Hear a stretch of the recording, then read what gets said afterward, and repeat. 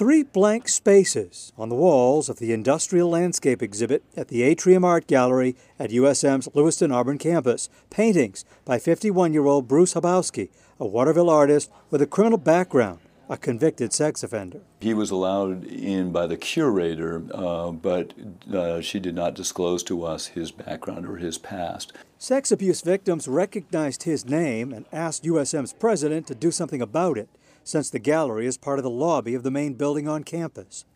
Advocates for victims of abuse say that this artwork could serve as a trigger for those staffers or students that have been victims of child abuse or sexual assault, and that's why President Cummings says he ordered them taken down. Hundreds of our students would have to walk by this exhibit, and many of them experienced sexual trauma in a way that could easily be reignited or create more pain.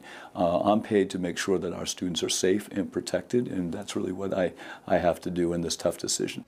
Some are calling the move censorship. The National Coalition Against Censorship, based in New York, issued this statement criticizing Cummings' decision, saying, quote, USM students, including survivors of violence or abuse, are there to learn, discuss ideas, and be exposed to a wide range of art and literature, not to be kept in an isolation bubble. But the students we spoke with say they have a different opinion. I think it's good to have an environment where people feel comfortable and aren't set off by whatever it is, art or whatever, something that bothers them shouldn't be in our universities. In Lewiston, Jim Keithley, WMTW News 8.